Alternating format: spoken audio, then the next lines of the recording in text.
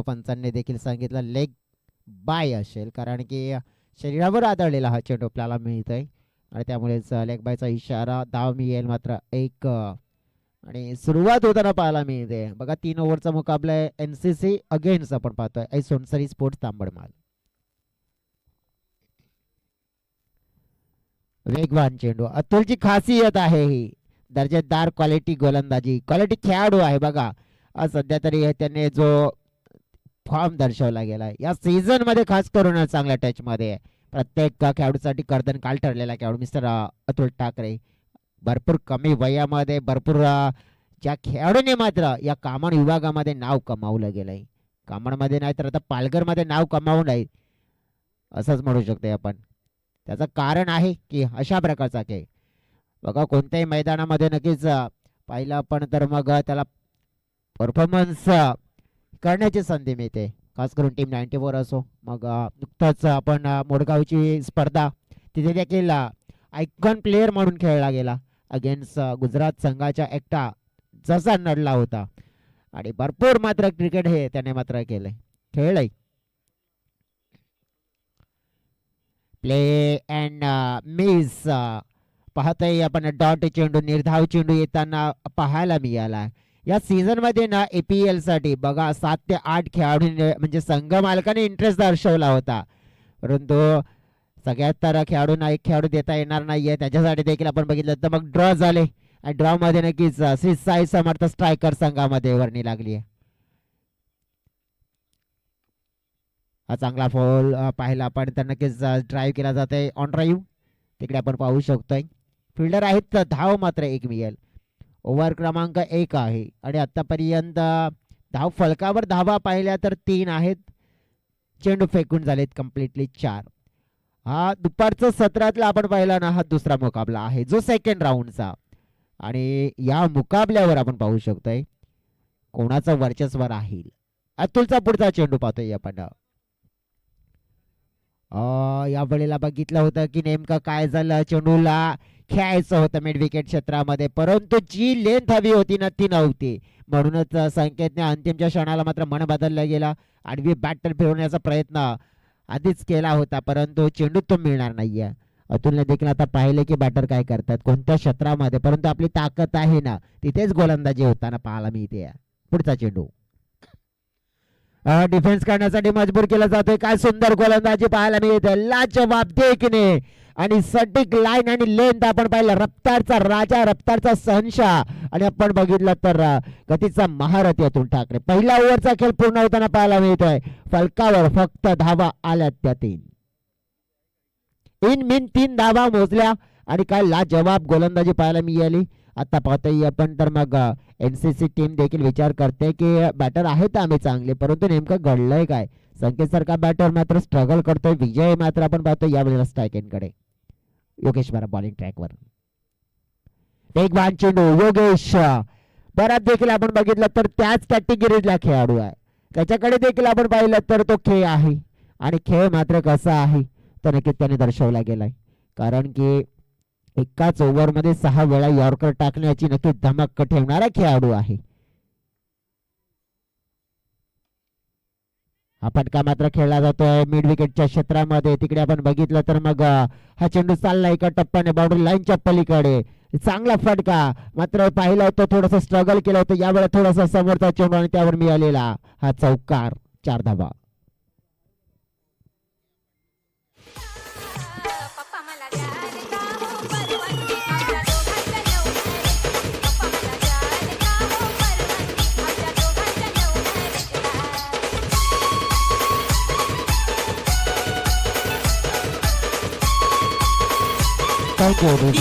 विजयच्या बॅट मधून चौकार येताना आपल्याला पाहायला मिळाला. अशाच फटक्यांची गरज आहे, कारण की 3 ओव्हर मध्ये तुम्हाला डेफिनेटली 30-35 धावा उभ्या कराव्यात लागतील.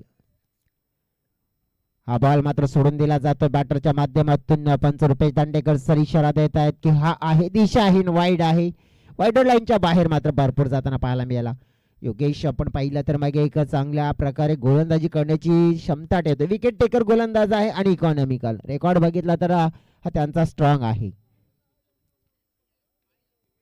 इथे पाहिले बॅटची कडा तडमान क्षेत्रामध्ये अजय कानात मात्र आपण पाहिले चेंडूला फिट मला वाटते नक्कीच अजय नव्हते तिकडे, दुसरंच कोणीतरी होतं, साईनाथ होते. कारण की आपण पाहू शकतो की भरपूर आज खेळाडू या टीममध्ये नाही आहेत, आणि भरपूर पाहू शकतो की नक्कीच जे कर्णधाराने देखील आम्हाला सांगितलं होतं.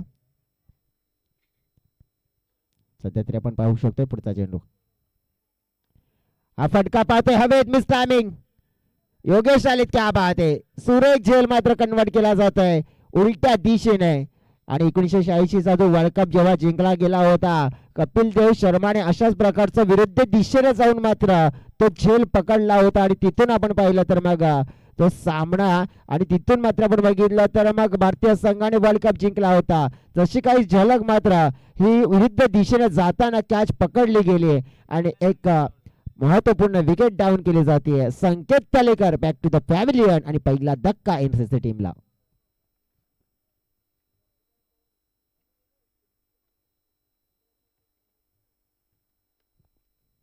प्रफुल नाईक मैदानाच्या आतमध्ये आले तर प्रफुलचा नक्कीच खेळ मात्र वाढवावा लागेल, कारण की पहिल्या मॅच मध्ये तर आपण पाहू शकतो की त्यांच्याकडून जी अपेक्षा होती मात्र आपण बघितली ती पुरवता आली नाही, आता पुरवावी लागेल. काय सुंदर चेंडू खोल टप्प्यामध्ये ब्लॉकल, ही खासियत आहे मिस्टर योगेश बारपची. आणि आपण पाहिलं तर दर्शवून दिलाय, लेग बायचा इशारा पुन्हा एकदा मिळतो इकडे.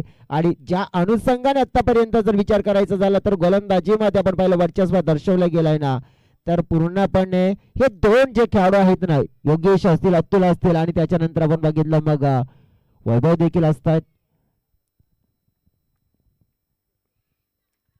बॅटची कडा, या वेळेला मिळेल अतुलचा सहारा. धक्का क्रमांक 2, विजयला परतावा लागेल डगआउटच्या दिशेने. ओव्हर नंबर 2 कंप्लीट झालाय. धाव संख्या पाहिली फलकावर 2 गड्याच्या मोबदल्यात. फलकावर पाहतोय आपण 5च्या सरासरीने फक्त 10 धावा.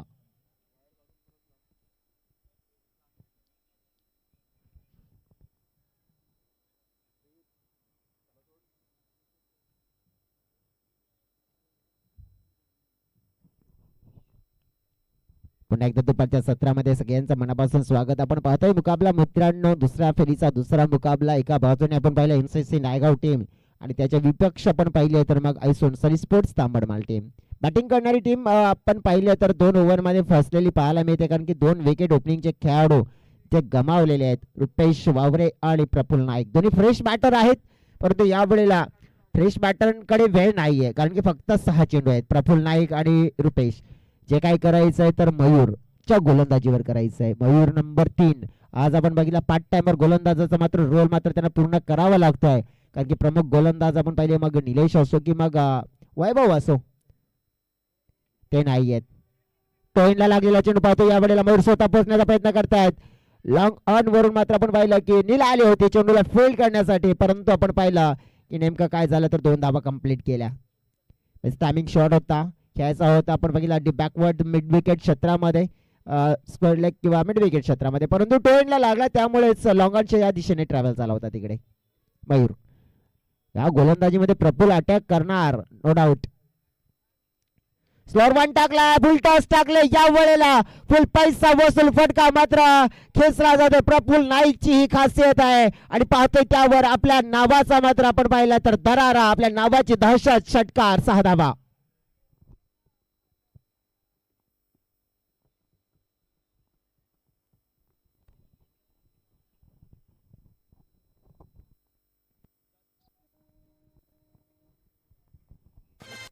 फुलटॉस चेंडू मिळाला आणि त्याच्यावर षटकार ठोकला गेला.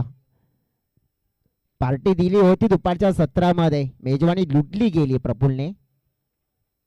पुन्हा एकदा पाहतोय, समजलं का तुळे, प्रफुल म्हणतात तुम्हाला, ठोकला दुसरा षटकार. 6 धावा.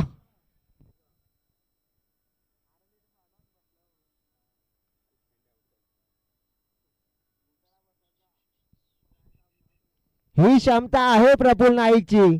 बघा 2 फुलटॉस चेंडू मिळालेत आणि तेही दिशाहीन. आणि अशा प्रकारची जर गोलंदाजी केली जाईल ना तर मग दया आणि क्षमा तिथे दर्शवली जाणार नाहीये.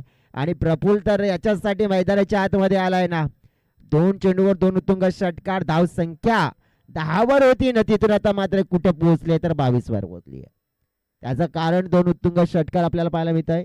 24 वर पोहोचली धावसंख्या आपण पाहिले, कारण की पहिल्या बॉलवर देखील 2 धावा आल्या होत्या. तिकडून आपण पाहू शकतो म्हणजे 24च्या घरामध्ये पोहोचले. ओव्हरपेच्या वेळेला थोडासा होता, मग मागे खेळण्याचा प्रयत्न केला होता ब्लॉकल मध्ये, मग कन्वर्ट करून घेतला तो मित्रमाने बॅटरने. दुसरी धाव देखील आपण पाहू शकतो पूर्ण केली जाते. प्रफुल्लने मात्र सर्वस्व मात्र आपल्या संघाची जबाबदारी मात्र आपण पाहिली तर स्वतःच्या खांद्यावर घेतलेली पाहायला मिळते. आणि या ओव्हरला टार्गेट करत असताना आतापर्यंत आपण बघितलं तर मग 2 दुहेरी 2 षटकार, 16 धावा लुटल्यात. 2 चेंडूचा खेळ आणखीन शेष. वेगाने बॅट फिरवले परंतु यावेळेला play and miss. Next match असेल गावदेवी स्पोर्ट्स देवदल आणि गावदेवी स्पोर्ट्स चिंचोडी पाटील पाडा. कॅप्टन यायचे टॉस बॉक्सच्या दिशेने आपण टॉस करणार आहोत पुढील मॅचचा. समोरला उडवलाय मात्र उंची जास्त लांबी कमी आणि नीलची पाहायला मिळते हमी. सुंदर मात्र कॅच पकडली आणि अखेरच्या बॉलवर मयूर या गोलंदाजाला प्रफुल्लची विकेट मिळाली. विकेट मिळाली परंतु प्रफुल्लने कामगिरी सुंदररित्या मात्र आपण पूर्ण केली आहे. आपल्या संघासाठी आपण पाहिलं तर मग एक लढण्यासाठी एक टोटल जे हवं होतं ना ते उभं केलंय. आणि किती धावांचं टोटल आपण पाहिलं उभं केलंय पाहूया तर 26 केल्यात आणि 27 हे टार्गेट आहे. 27 नेट टू विन आपण पाहतोय. 18 चेंडू 27 ही गोलंदाजी आपण पाहिली आहे तर मग आता वर्चस्व दर्शवेल का, कारण की बॅटिंग लाईनअप मध्ये अतुल ठाकरे आणि योगेश परब असं आपण पाहू शकतो हे 2 खेळाडू आहेत. परंतु आता एनसीसी टीमला देखील विचार करावा लागेल की जर आपल्याला जर हा मॅच जिंकायचा आहे ना तर काय करायचं आणि कसं करायचं आहे. मैदानाच्या आतमध्ये प्रत्यक्षात धावांचा पाठलाग हा कशा पद्धतीने केला जातो प्रत्यक्षात देखील पाहूया. परंतु आपण जाऊया टॉस बॉक्स च्या दिशेने, तिथे केला जाईल हा महत्वपूर्ण टॉस. गावदेवी स्पोर्ट्स देवदल टीमचे कॅप्टन आणि गावदेवी स्पोर्ट्स चिंचोटी पाटील पाडे टीमचे कॅप्टन आपण या टॉस आपण करूया.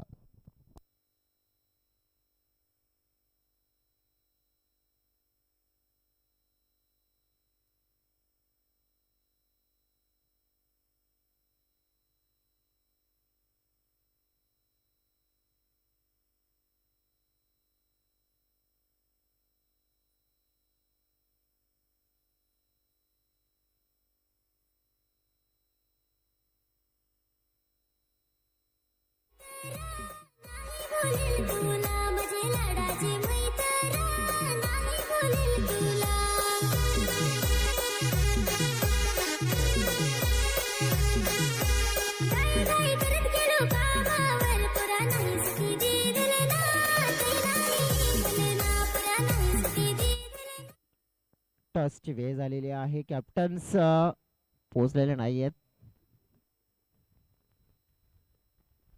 एक कॅप्टन्स येत आहेत, दुसरे कॅप्टन्स कुठे आहेत?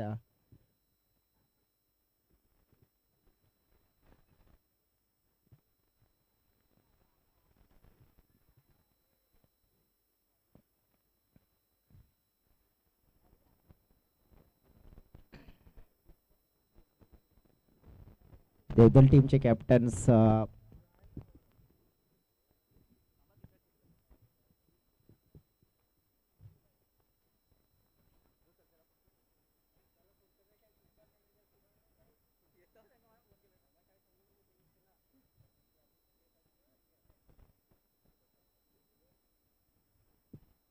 सध्या तरी आपण पाहतोय की मग इनिंग ब्रेक मध्ये टॉस करण्यासाठी कर्णधार तर उपस्थित नाही आहेत. मग आपण जाऊया कॉमेंट्री बॉक्स मध्ये, तिथे आपण जाऊया की मग मॅच हा ऑन होताना आपल्याला पाहायला मिळेल. लक्ष 27 पूर्ण करायचं आहे आणि कशा प्रकारे हा खेळ मात्र मैदानाच्या आतमध्ये केला जाईल. जसं म्हणता येत नाही की स्वप्न पूर्ण करायची असते तर मेहनत तितकीच करावी लागते, कारण की यश कोणाला सहजच मिळत नाही मित्रांनो. त्याच्यासाठी मनामध्ये जिद्द ही जपवावी लागते. ही जिद्द जपून मात्र आपण पाहिला तर मग खेळ केला जाईल का. अतुल ठाकरेसाठी गेम प्लॅनिंग खास आहे का. एनसीसी टीम पाहिली आपण तर मग माइंड क्रिकेट खेळण्यासाठी माहीर आहे, परंतु माइंड क्रिकेट इथे चाललं जाईल का. भारतीय संघामध्ये माइंड क्रिकेट खेळण्यासाठी MS धोनी कुल माइंड क्रिकेट खेळण्यासाठी ओळखला जाणारा खेळाडू त्याची चर्चा होताना पाहायला मिळाली. परंतु कॅप्टन कुल म्हणून आपण बघितलं ना तर मग तिथे त्यांना पाहिलं, परंतु या मॅच मध्ये कोण कॅप्टन कूलची भूमिका करेल? पहिलाच बॉल, वाघाची दहाड, खोदलाय पहाड आणि चेंडूला पाठवलं योगेशने सीमारेखा पार. आपल्या नावाचा A1 क्वालिटी बिग ब्रँडेड षटकार 6.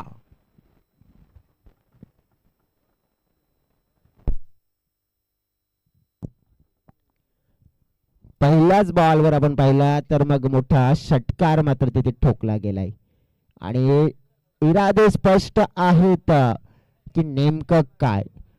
तर जवळजवळ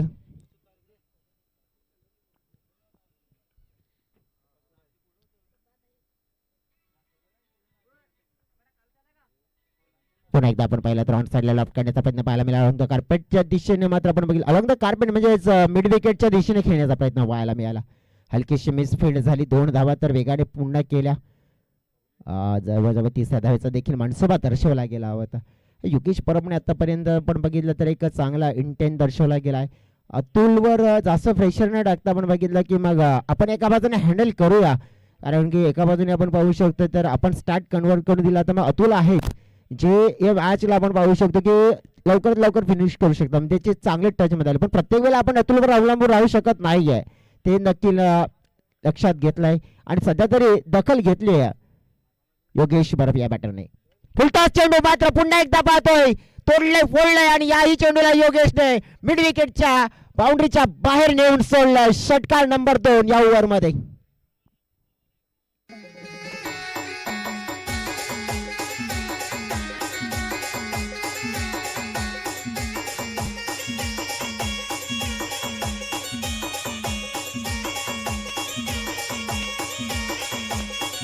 थँक्यू डीजे.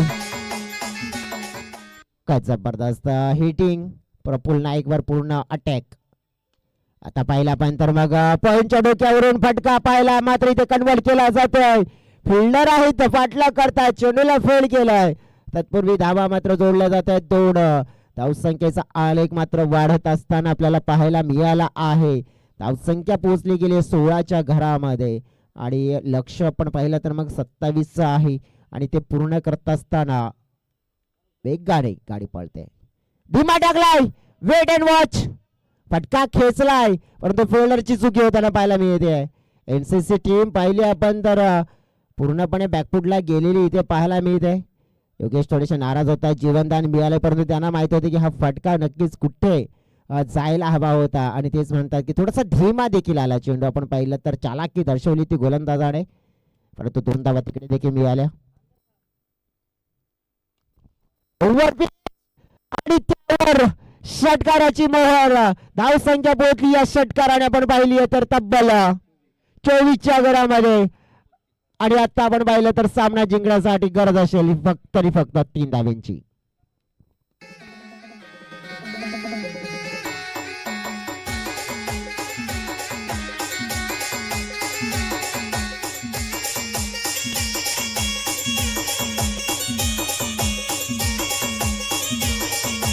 Thank you DJ. बघा आपण पाहिलं तर काय 27 लक्ष आणि लक्षाला लक्षात घेता आपण बघू शकतो तर मग योगेशने ते लक्ष पूर्ण करण्याचा प्रयत्न आपण पाहिला. तर पहिल्या ओव्हरमध्ये इरादे स्पष्ट की कोणत्याही प्रकारे आमच्या समोर कोणताही संघर्ष हो, आम्हाला काही फरक पडणार नाही आहे, कारण की आमचा जो गेम आहे आम्ही गेम ऑनच करणार आहेत.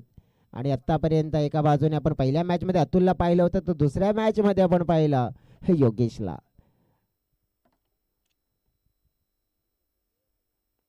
हे 2 सेनापती सो के समान आहेत. हा बॉल उडवलाय, पाहतोय आपण मागे चाललाय आणि पाहतोय आपण नेमकं घडेल काय. तर हा बॉल बाउंड्री लाईनला ओलांडतोय आणि विजयी चौकार येत असताना पाहायला मिळतोय. 27 लक्ष अवघ्या 7 मध्येच कंप्लीट केलाय. सलगचा दुसरा विजय मात्र इथे नोंदवला गेलाय. आणि सोनसरी स्पोर्ट्स तांबडमाल संघाच्या माध्यमातून अभिनंदन त्यांचं करतोय.